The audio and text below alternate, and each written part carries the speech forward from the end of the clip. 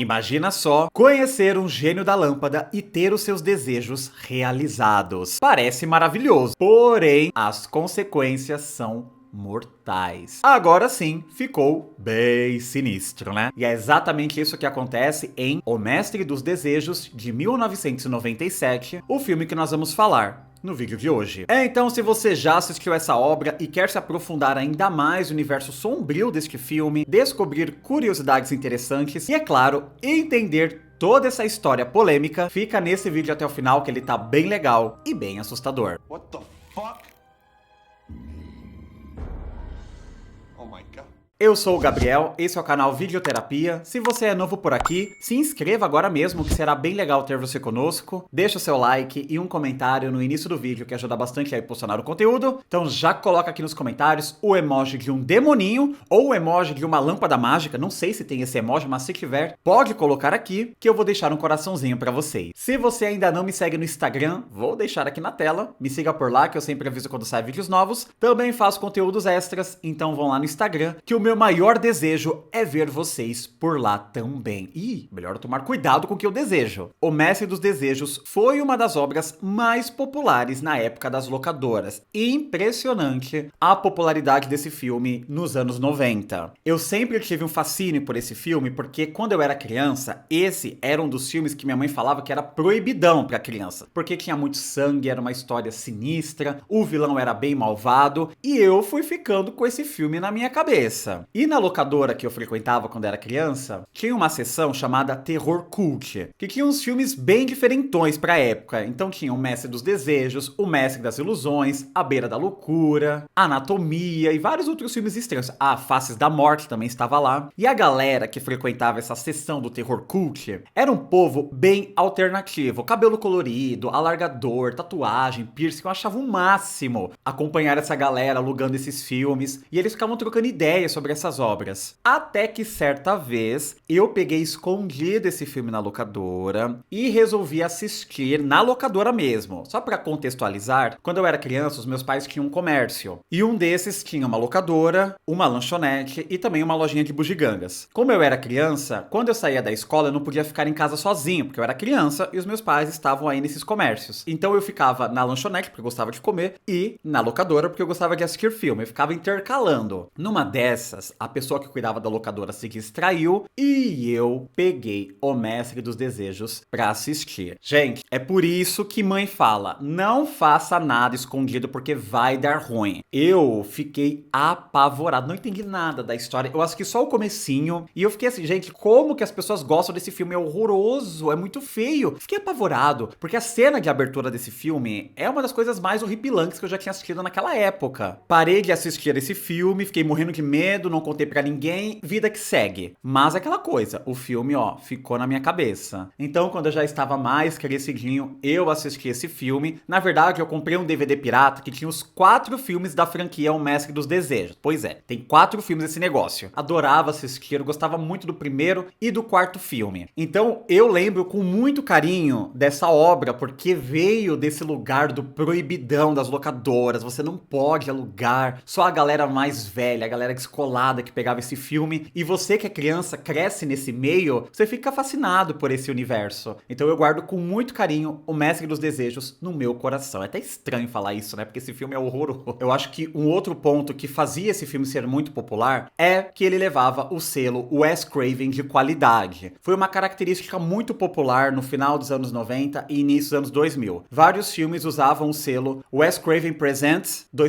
o nome do filme. Era uma forma de divulgar filmes mais independentes, mas não necessariamente o Wes Craven fez parte da produção dessas obras. Eu até falei melhor sobre isso no vídeo de Habitantes da Escuridão. Vou deixar aqui nos cards para vocês conferirem. Mas, diferente da maioria desses filmes Wes Craven apresenta, esse aqui, o cara realmente botou a mão na massa. E muitas pessoas comentam que, na verdade, foi o próprio Wes Craven que dirigiu esse filme e usou o diretor Robert Kurtzman como um laranja para ele não assinar o contrato contrato de diretor aqui, já que ele estava envolvido nas produções Pânico e Pânico 2. Ele assinou um contrato que ele não podia fazer outros filmes até finalizar esses 2 filmes da franquia Pânico. Então, dizem que foi ele que dirigiu esse aqui. Mas não sabemos ao certo, são apenas rumores. Fato é que o diretor oficial dessa obra é o Robert Kurtzman, um cara que ficou muito famoso por conta de efeitos práticos. Ele tem uma empresa voltada para efeitos práticos, essa coisa do gore exagerado. Então o cara entende da maquiagem, por isso que esse filme é tão visceral e as maquiagens são perfeitas, principalmente do vilão do filme. Além do nome Wes Craven por trás dessa obra, temos grandes nomes no elenco também, como Robert Englund, que faz o Fred Krueger na franquia A Hora do Pesadelo. Temos o Andrew Divoff, que dá vida ao vilão desse filme. Tony Todd também está nessa obra e outras pessoas, que nós vamos falar sobre isso na parte das curiosidades. Inclusive, esse filme tem muitas curiosidades legais. Fica até o final. A história desse filme é muito simples. Nós temos aqui um Jinn. É um demônio que é capaz de conceder desejos. É como se fosse um gênio da lâmpada. Mas ele, por ser malvado, leva ao pé da letra tudo que você deseja. Então, se você fala pra ele que você tá com muita sede e quer beber muita água, é capaz dele te transportar pro meio do oceano e fazer você tomar água do oceano e aí você morre afogado. É nesse nível, tá? Ele leva realmente ao pé da letra qualquer coisa que você peça. E tem um motivo pra ele fazer isso, que vocês vão entender no decorrer da história do filme. O longa começa em 1127 e aqui nós acompanhamos esse gênio da lâmpada malvado e ele está conversando com o imperador persa. E esse imperador descobriu esse gênio e tá ali trocando uma ideia, querendo realizar os seus desejos. E o imperador tem a infeliz ideia de desejar ver as maravilhas do mundo. Só que aí tem uma dualidade nesse desejo. Por quê? O que é uma maravilha pra você pode não ser maravilha pra mim. Então, o gênio interpreta isso como uma maravilha pra ele. E o que ele faz? O gênio usa seus poderes para torturar e mutilar todas as pessoas que estão no palácio. E é sangue, braço, perna pra tudo quanto é lado. Por isso que eu fiquei apavorado com esse início de filme quando eu era criança. Gente, é bizarro. São coisas horríveis que a sua cabeça parece que vai explodir, porque a cabeça de todo mundo lá tá explodindo, viu? É sangue, é tripa, é tudo pra tudo quanto é lado. O imperador fica desesperado porque não foi isso que ele desejou, mas, de acordo com o Jinn, ele fala, não, foi isso sim, você não queria ver uma maravilha? Isso aqui que eu tô mostrando pra você é uma maravilha, eu estou adorando isso. Ele é muito sacana, que raiva desse Jinn. E esse aqui é o gênio clássico, então você tem que fazer 3 desejos. O imperador já fez 2, falta 1 pra ele completar a missão. Então, o gênio começa a induzir o imperador a desejar que tudo isso termine. E quando o imperador vai fazer esse último desejo, aparece um feiticeiro que trabalha ali pro palácio e ele proíbe o imperador de fazer o último pedido. E esse feiticeiro explica que se uma pessoa faz os 3 desejos para um Jinn, ele consegue abrir um portal na Terra e todos os gênios malvados vão entrar nesta dimensão e transformar o planeta em um caos. Então, a função desse gênio malvado é abrir esse portal e trazer toda a galerinha dele pro nosso planeta. Por isso que ele fica brincando com essa coisa dos desejos. O feiticeiro então revela um opala de fogo, que é como se fosse uma pedra, um rubi vermelho, e ele aprisiona o Jinn lá dentro. E aparentemente tá tudo tranquilo, exceto para as pessoas que morreram mutiladas nessa festa. Agora nós pulamos para os Estados Unidos, na época atual que o filme se passa, 1997. Aqui nós conhecemos Raymond Belmont, o personagem do Robert Englund, que é um cara bilionário e ele gosta de colecionar artefatos. Ele é um colecionador assíduo de arte moderna, arte antiga, e ele compra itens religiosos. E ele fez uma encomenda de uma Ahura Mazda e está chegando por um navio. Só que o operador de guindaste, chamado Mickey Torelli, ele está bêbado durante o trabalho e deixa a caixa com essa estátua gigante cair, matando o assistente de Belmont, chamado Ed Finney, que também é um rostinho bem conhecido para os fãs de terror. Consequentemente, a estátua é destruída e dela cai aquele opala de fogo. Pois é, olha que azar, né? Então, um cara que estava trabalhando ali nas docas, ele rouba esse opala de fogo e acaba penhorando o objeto. E o demônio lá dos desejos está dentro desse treco aí. Eventualmente, a joia chega à casa de leilões Regal, Eagle. O dono desse estabelecimento se chama Nick e ele tem uma assistente chamada Alex, que passa a ser a protagonista do filme, e eles passam a avaliar essa pedra para ver se ela é valiosa. A Alex logo de cara percebe que tem alguma coisa diferente com esse artefato e ela diz que isso pode valer muita grana. Como essa pedra tá um pouco manchada com impressão digital, isso e aquilo, ela resolve esfregar a pedra. E nós sabemos que uma forma de ativar o gênio da lâmpada é esfregar a lâmpada. Então, quando ela faz isso, ela liberta o demônio dos desejos. Mano, olha só que interessante isso. A Alex, ela vê algo dentro da joia e a deixa com seu amigo e colega Josh,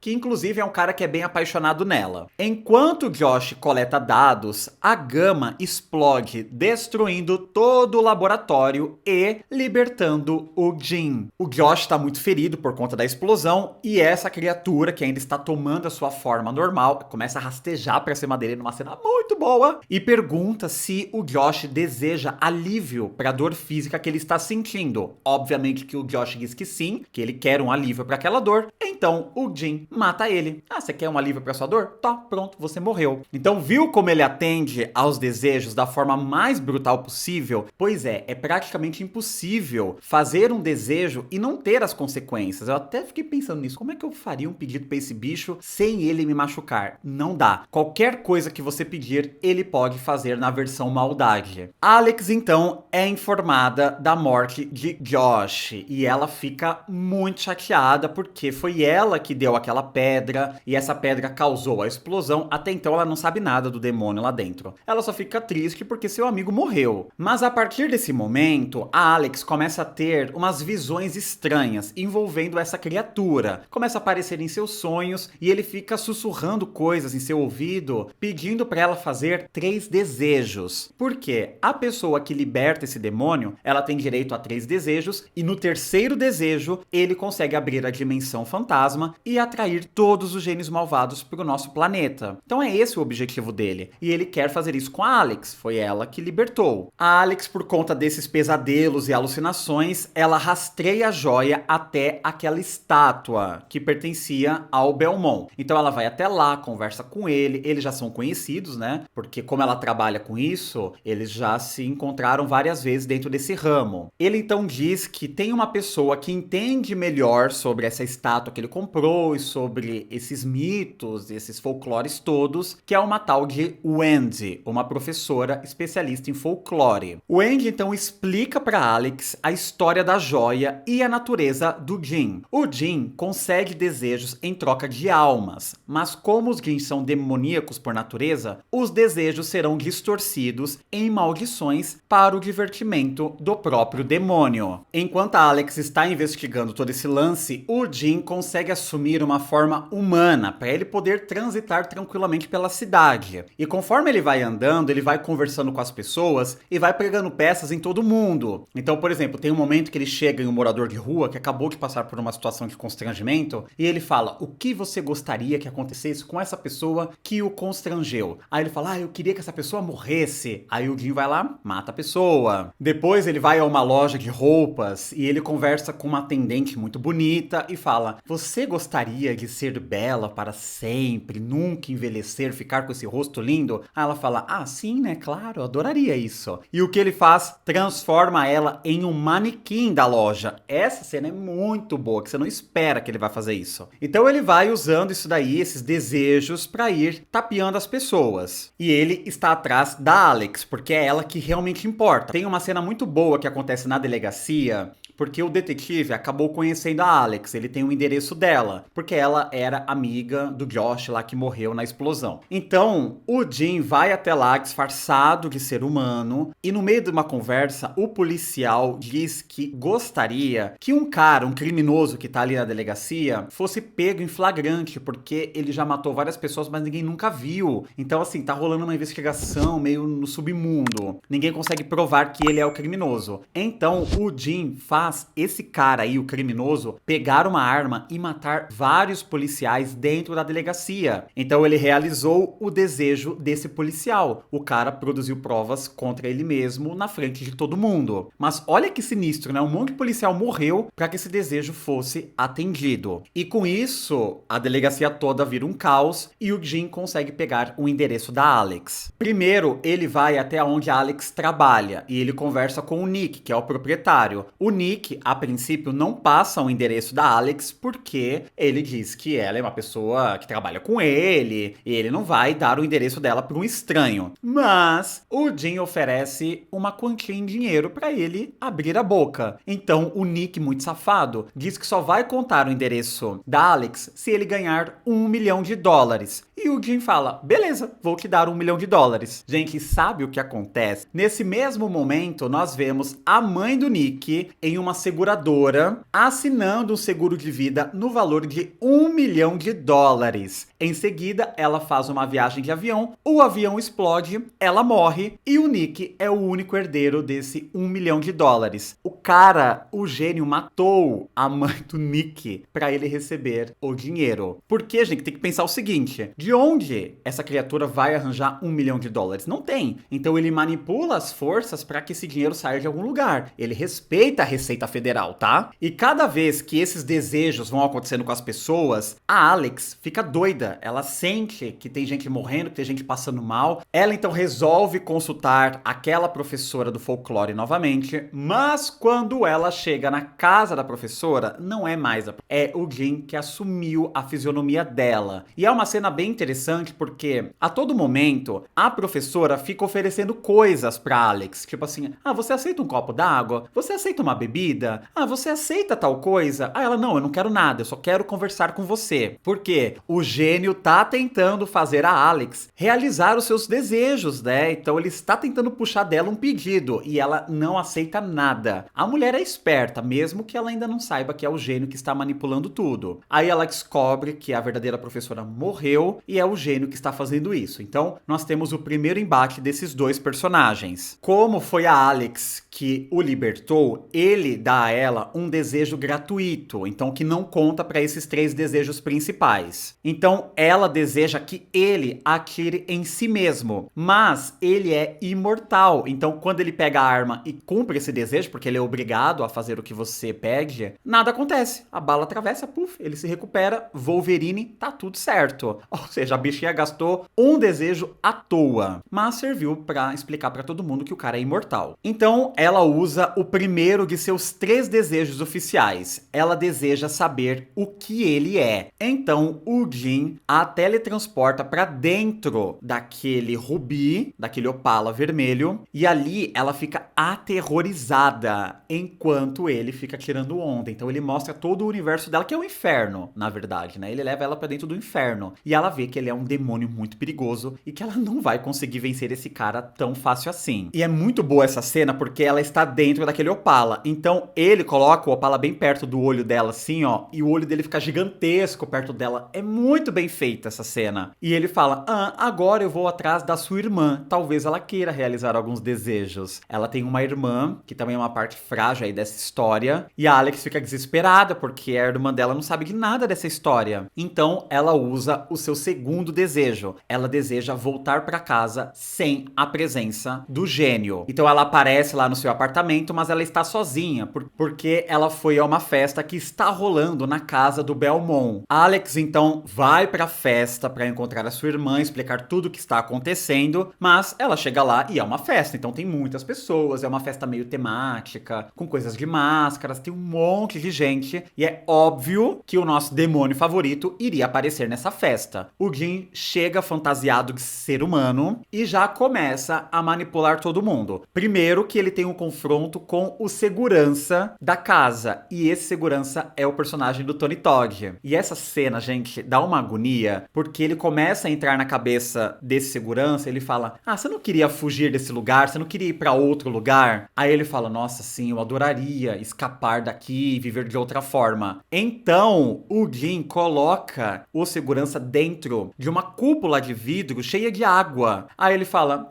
se você quer escapar, o Rodine conseguiu escapar em menos de 1 minuto. Você também consegue. E ele entra festa e deixa o cara se afogando dentro daquele vidro com água. A referência disso é aquele mágico, né, o grande mágico Houdini, que ele era capaz de escapar de locais fechados em menos de um minuto. Então ele usou essa estratégia, é óbvio que o segurança morre. O Jim chega na festa e vai conversar com o anfitrião. Então ele chega no Belmont e fala: então, querido, essa festa tá muito boa, né? Você tá gostando da festa? Aí ele fala: eu adoro dar festas, eu acho isso bem legal. Mas eu queria que essa festa fosse impactante, que todo mundo lembrasse dessa festa. Ah, mas pra que ele foi desejar isso pro gênio? O demônio faz com que toda a arte que tem naquela casa, tudo, as esculturas, os quadros, tudo ganhe vida e começa a atacar os convidados da festa. Gente, imagina aquela cena do início do filme, né, com muito gore. Aqui é a mesma coisa, só que ao extremo. Então tem muito sangue e é assustador ver aquelas estátuas ganhando vida. Eu tenho medo de estátua, é uma coisa que me incomoda. Sabe esses vídeos que tem na internet que tem a cabeça de uma estátua gigante caída e de repente abre o olho? Nossa, isso me dá até arrepio. Eu não gosto dessas coisas. Então essa cena eu fiquei muito desconfortável. As estátuas começam a andar e a maquiagem é um show à parte. Muito bom. O Jim consegue encurralar as irmãs e tenta assustar Alex para que ela faça o seu terceiro pedido. Então ele manda a irmã da Alex para dentro de um quadro, que a pintura desse quadro é uma janela em chamas. Então a irmã dela está lá dentro queimando nessa pintura. Só que se a Alex fizer esse terceiro pedido, que é salvar a irmã dela, o Jim vai abrir o portal e os gênios malvados vão invadir a nossa terra. Então ela não pode fazer isso. E aí fica naquele dilema: meu Deus, o que eu desejo,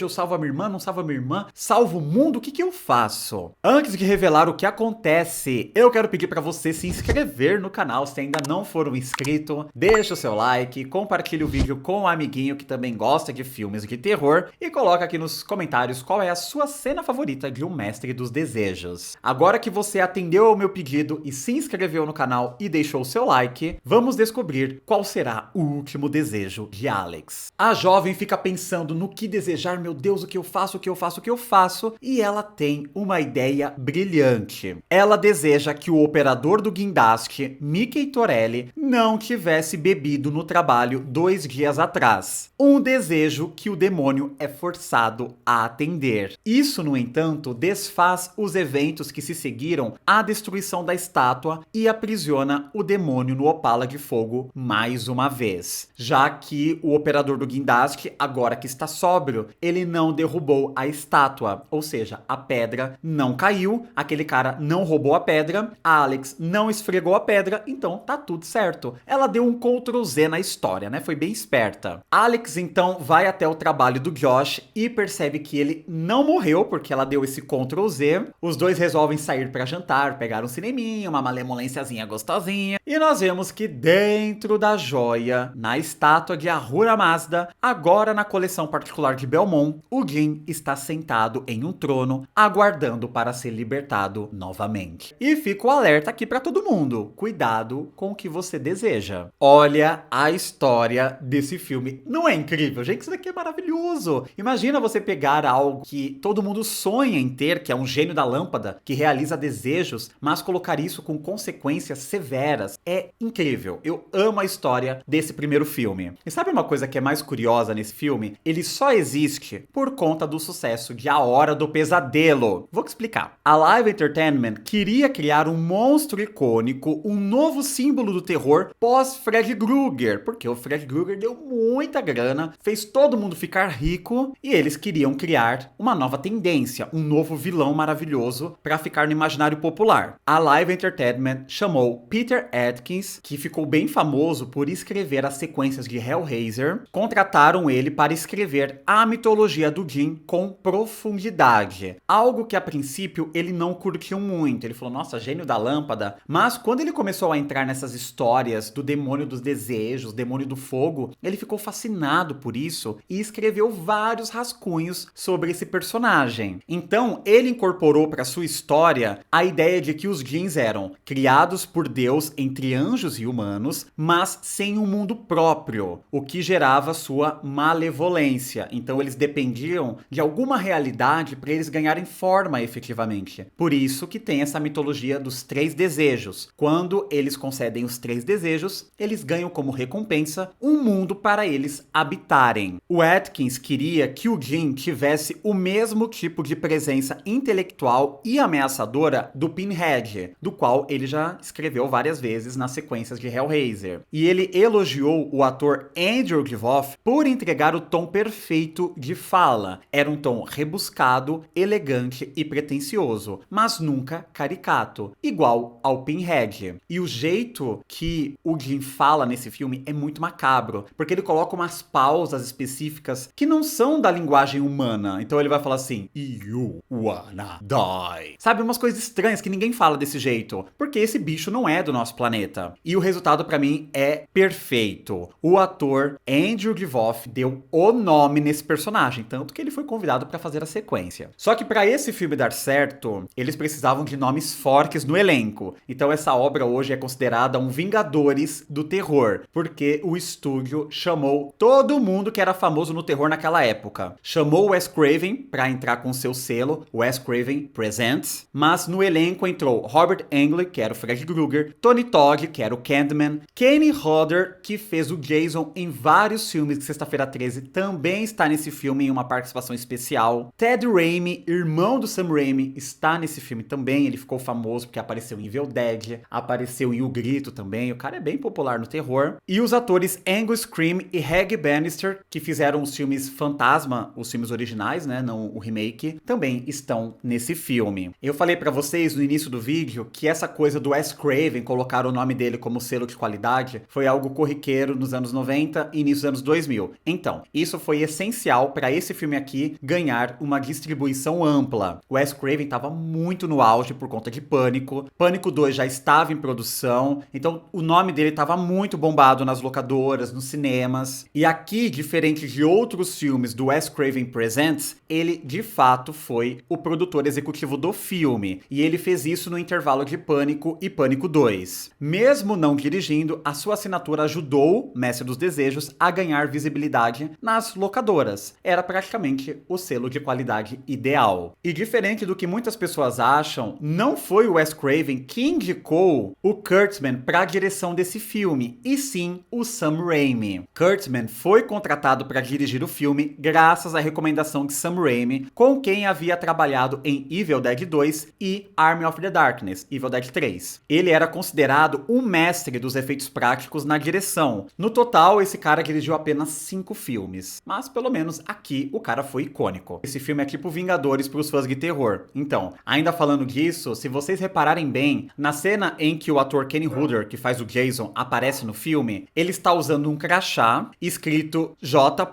Voorhees, uma referência direta a Jason Voorhees, personagem que ele interpretou em vários filmes da franquia. Vocês tinham reparado nisso? E as curiosidades e as referências para os fãs de terror não param por aí. Se você reparar bem, a estátua de Pazuzu, clássico do Exorcista, está nesse filme também. No quarto de Raymond Belmont, há uma estátua de Pazuzu, o demônio que serviu como vilão em O Exorcista. É um easter egg perfeito para os fãs de terror, né? O roteirista prestou homenagem a vários autores clássicos da literatura fantástica. Então, os sobrenomes Finney, Belmont, Darleth e Merritt são referências aos seguintes autores: Jack Finney, Charles Belmont, August Darleth e Abram Merritt, servindo como uma homenagem ao sci-fi do século XX. Um dos grandes desafios para essa obra era a maquiagem insana do Jim, que, de acordo com Andrew Divoff, o processo levava cerca de 3 horas e meia para colocar a maquiagem e 1h30 para remover a maquiagem. Mas, Gabriel, não dá para remover tudo em apenas 10 minutos, só arrancar todas essas coisas e acabou? Não, porque as próteses, elas tinham que ser guardadas para serem usadas no outro dia da gravação. E essa maquiagem toda foi inspirada na mitologia real por trás do Jim. No folclore, o Jim nasce das chamas e tem olhos azuis brilhantes. A equipe incorporou isso ao personagem. Os olhos castanhos de Andrew Divoff receberam um brilho azulado e a roupa do alter ego humano é azul clara para reforçar essa referência. Então, assim, gente, a produção desse filme foi um espetáculo visual. Todo mundo se divertiu, todo mundo gostou de fazer parte desse negócio. E o diretor ainda revelou, em uma entrevista recente que saiu em 2016, ele diz que ele tinha apenas 6 meses para entregar o filme completo. Em envolvendo filmagem, edição, roteiro finalizado, tudo, em apenas 6 meses. Então ele diz que o filme foi rodado em apenas 33 dias, com dezenas de locações por Los Angeles. Eles tinham centenas de efeitos especiais e foi um desafio enorme fazer isso em apenas 6 meses. Mas Andrew Divoff e Tammy Lauren foram incríveis. Sam Raimi me recomendou pro trabalho e sou muito grato pelo elenco que ele me deu. Então deu tudo certo. O longa foi lançado oficialmente nos cinemas no dia 19 de setembro de 1997 e a sua bilheteria total doméstica foi de aproximadamente 15 milhões de dólares. O longa pode não ter sido o sucesso que o estúdio esperava nos cinemas, porque eles achavam que ia ser igual Pânico, A Hora do Pesadelo, que custou 5 milhões, arrecadou mais de 100 milhões, mas o negócio fez sucesso mesmo em mídia física. O VHS desse negócio vendeu cerca de 100 milhões de dólares no mundo inteiro. Então arrecadou muita grana, por isso que esse filme fazia sucesso nas locadoras. Tinha muito VHS desse espalhado pelo mundo. E depois, com o lançamento em DVD, as vendas subiram mais ainda. Então, por mais que o longa tenha sido massacrado na época de lançamento, a crítica não entendeu o conceito, acharam o vilão brutal demais, hoje ele é conhecido como um clássico cult que merece ser apreciado por todo mundo. Por conta do sucesso nas locadoras, a demanda por uma sequência começou a surgir. Então, em 1999, nós recebemos O Mestre dos Desejos 2, O Mal Nunca Morre. Mas isso pode ser papo para um próximo vídeo. Então coloca aqui nos comentários se vocês querem a franquia toda de O Mestre dos Desejos aqui no canal. Muito obrigado por terem assistido esse vídeo até o final, foi muito gostoso revisitar essa obra, ir atrás dessas curiosidades. É um filme delícia, brutal, mas delícia, da época das locadoras, que eu tenho certeza que você vai gostar de revisitar. Não esqueça de se inscrever no canal, deixar o seu like e compartilhar o vídeo com um amiguinho que também gosta de filmes de terror. Um beijo e eu desejo ver vocês aqui no canal no próximo vídeo. Tchau!